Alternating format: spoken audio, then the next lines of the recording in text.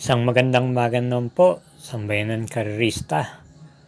Meron po tayong pangarera ngayon, October 31, 2023, Tuesday. Gawa nung po na yung November 1 po, Miyerkules ay araw po ng undas. Wala pong karera kaya bilang kapalit nun, inilipat nila sa Tuesday nga po, October 31 ang pangarera. Dito po ay meron pong 8 karerang inihanda ang Metrotorp at ito po ay magsisimula po ng alas 3 ng hapon. Bueno po, sa punto pong ito tayo magsisimula na rin po kagad. At ang winner take all po dito ay may dadalang carry over na 2,300,000 plus. Ito'y gawa po nung pagkakapanalo ng dehadong kabayong National Treasure sa pinakahuling karera. Kaya nag-carry over po. Bueno, tayo po ay magsisimula na rin po. Karera numero 1, start ng first peak 5, races 1 to 5, may distansyang 1,200 meters, isang class 4, group 28 to 33, meron po tayong 6 na kalahok dito. Ating pong first choice yung kalahok numero 2 na Chrome Bell, na segunda po nung nakaraan huling takbo niya, at sa tingin ko nagsilbig patak na po yun sa kabayong ito. Ito po yung muling rerendahan po ni JB Hernandez. Ito po ay may angking remate at pwede rin pong i-pacing. Panigunda naman po natin yung numero 1 Winter Umpire na isang imported horse. Ito ay muling rerendahan ni JT Pabilik.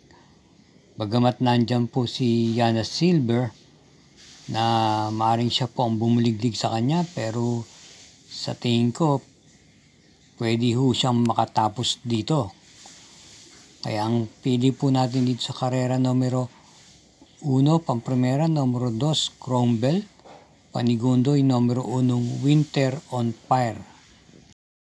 Karera numero 2, start po na winner take all, races 2 to 8, may carry over po itong 2,300,000 plus at tatakbuhin sa distansyang 1,200 meters, isang class 5, split group 6 and 10. Ito po ay merong 7 kalahok dito. Ang ating pong piling paprimera yung numero 4 Chef Cat na muling rendan po ni JT Pabilik. Sa kanyang pinakahuling takbo nung Biyernes, siya ay dumating lamang po ng tersera pwesto. Ito po ay pwede nang iuna sa harapan at pwede na rin pong iparimate.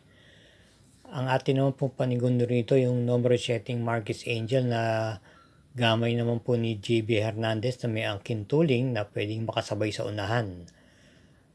Kaya ang ating pong pili rito sa karera numero 2, pamprimera numero 4 Chef Cat at panigundo yung numero 7 Marquis Angel. Karera numero 3, start po ng peak 6, races 3 to 8. May distansyang 1,200 meters, ang class 5, split group 5.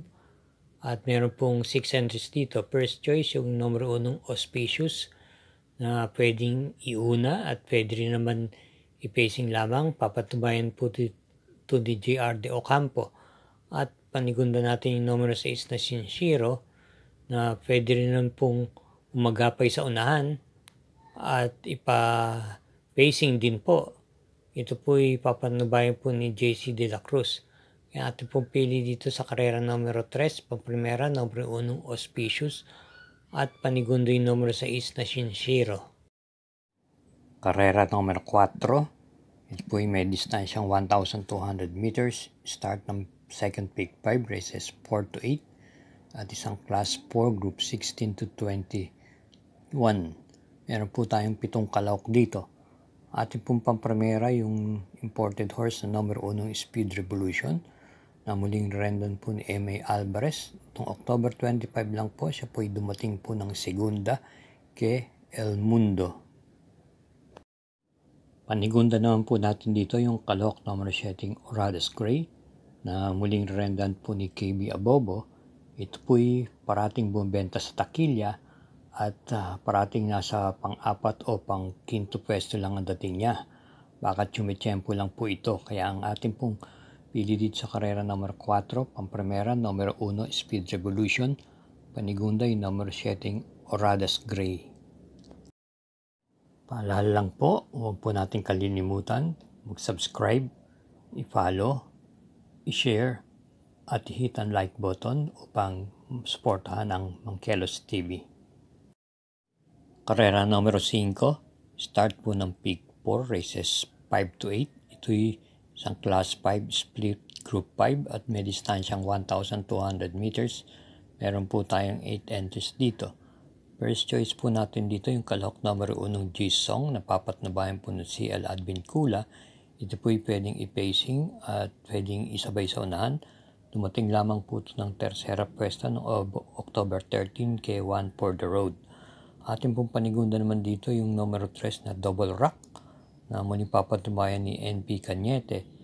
Ito po'y nasigunda naman noong October 18 kay I'll Have Another, isang derimate. At panersera lamang po natin yung kalahok numero 8 Kaemong na nanakwarto pwesto lamang noong October 20 kay Black Magic Woman at muling rerenda ni M. De Jesus. Kaya ang pili po natin sa karera numero 5, pampremera numero 1 G-Song, panigunda yung numero 3 na Double Rock at panersera numero 8 Kaemong. Karera numero 6, ito po may distansyang 1,200 meters. Isang class 3 and 4 merge 34 to 39 and 40 to 46 merge at meron pong 7 entries dito. Ang ating pong pampremera at malamang sisingilin na po natin yung banderistang numero 2 na Senshi Spirit na papatnubayan ni JT Pabilik. Base sa kanyang preba, sa kanyang vicious run ay maganda po ang kanyang pinakita at ito po'y nagtsempo ng 1 minute and 10.8 sa naturang distansyang 1,200 meters.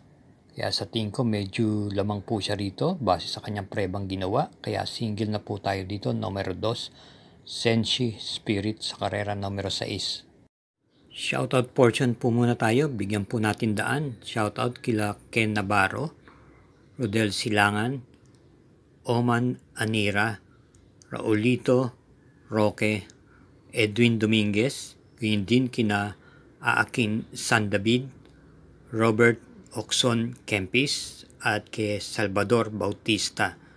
Sa inyong lahat, maraming pong salamat sa inyong pagtutok at pagsubaybay sa Mangkelos TV at lagi rin po tayong mag-iingat. Salamat po. Karera number 7, penultimate race. Ito po ay isang Class 4 Group 22 to 27 at may distansyang 1,200 meters. Meron po tayong 8 kalahok dito. Pampremera, yung numero 7 Pero Bell na pwede pong i-pacing. Ito'y muling rendang po ni JB Hernandez. Siya po'y dumating lamang ng segundo pwesto noong October 21 kay Runway 10. Atin pong panigunda naman dito yung kalahok numero 5 Solamo Eni na muling renda ni KB Abobo. Ito po'y madalas nasa timbangan ng mga nakaruling takbo niya at pwede po itong iparimate o i-pacing. Atin ang pong panersera rito yung numero 1 Lucky Leia na dumating po ng segundo pwesto kay Uncle Vines no October 15 at ang rerenda po sa kanya ngayon ay si Dan L. Camanyero pa rin. Kaya ang pili po natin sa karera numero 7, pampremera yung numero 7 Pero Bell, panigundo yung numero 5 Solomo Eni at panersera yung numero 1 Lucky Leia. Karera numero 8, para tingnan po ito ng winner take all. Second set ng Peak 5, Peak 6 at Peak 4. At ito po ay may distansyang 1,400 meters, isang Class 5 Group 6 to 10 split. At huling last daily double na po. Meron po tayong 13 kalahok dito. Ating pong napiling pampremera rito yung kalahok number 11 Lucky Julian na may angkin tuling at ito irerenda po muli ni JB Hernandez. Panigunda naman po natin dito yung coupled entries number 8 Trustworthy at Manila Boy na papatnubayan ni CL Advincula si Trustworthy. Mas ating pinapaboran, ito po'y pwedeng isunod at pwedeng iuna. Ang atin naman pong panersera rito yung number 4 Avalon Bandit ni J.A. Guse na malamang i-pacing lang po ito rito at pwede rin po itong makasabay sa unahan.